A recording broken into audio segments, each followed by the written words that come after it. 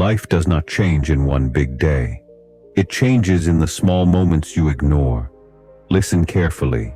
This story begins there. Come closer. Listen slowly. This is not a story of kings or warriors.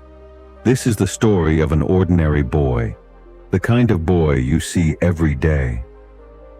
Once upon a time, a very long time ago, in a small village where mornings began with temple bells and evenings ended with stories under the neem tree, lived a boy named Raghav.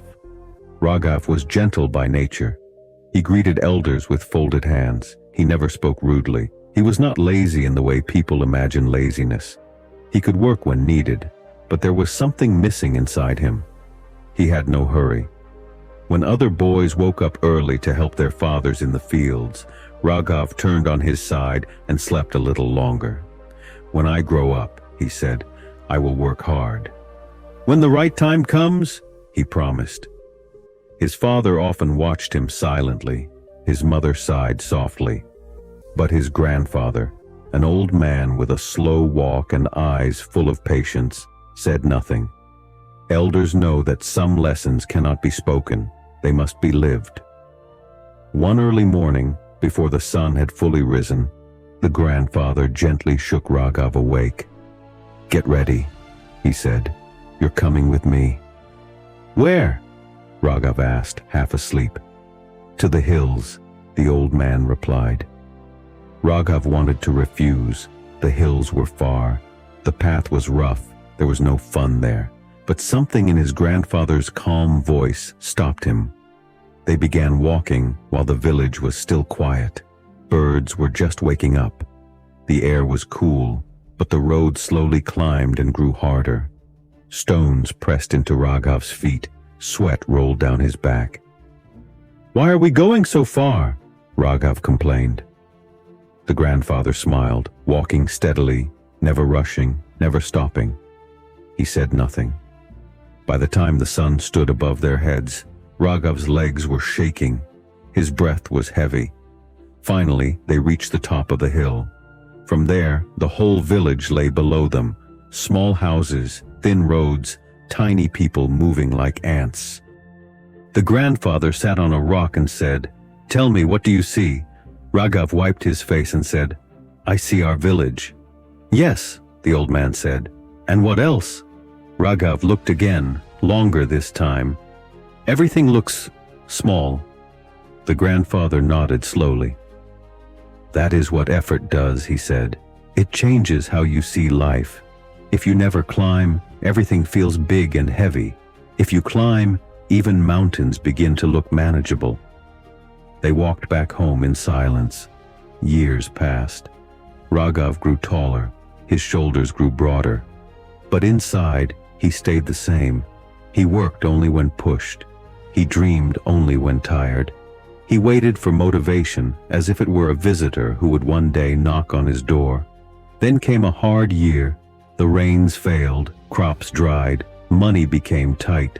One by one, young men left the village to find work in the city. Raghav hesitated. The city was loud, unknown, unforgiving. "I'll go next year," he said, "but hunger does not wait. Responsibility does not knock twice." So one morning, with a small cloth bag and a heart full of fear, Raghav boarded a crowded bus. The journey was long. People pushed. Dust filled the air. When he reached the city, tall buildings surrounded him, and for the first time in his life, Raghav felt truly small. He found work at a construction site. The work was brutal. Bricks cut his hands. The sun burned his skin. His body ached in places he didn't know existed. Many evenings he thought of quitting, but something strange happened. Every night when he lay down, exhausted, he slept deeply, not with restlessness, but with peace. One evening, he sat under a tree beside an old worker whose hair was white and whose movements were slow but sure. "Uncle," Raghav said quietly, "I feel like I started life very late." The old worker smiled, the way only someone who has suffered deeply can smile. "No, son," he said, "life doesn't start when you feel ready. It starts when you stop running from effort. Those words settled inside Raghav like a seed. From that day, he changed, not loudly, not suddenly. He woke up a little earlier. He learned from others. He saved small amounts of money. When his body hurt, he reminded himself of the hill his grandfather had once climbed without complaint. Years passed again. Raghav returned to his village, not rich, not famous, but transformed. His walk was steady. His eyes were calm. He built a small house with his own hands. He helped his parents. He guided younger boys who stood where he once stood. And every evening, children gathered around him, just as you are gathered now. One child once asked, "Dada, what is the most important lesson of life?" Raghav looked at the sky, now painted with sunset colors, and said softly, "Understand this early. Your future self is depending on you." He paused, then continued, "Every time you choose comfort over effort, you make his life harder. Every time you choose discipline over laziness, you protect him." He smiled gently. Be the person your future self needs. So remember, life does not punish you suddenly. It rewards or punishes you slowly. Do one small hard thing each day, and one day you will thank yourself quietly. Now go. Tomorrow is already watching you.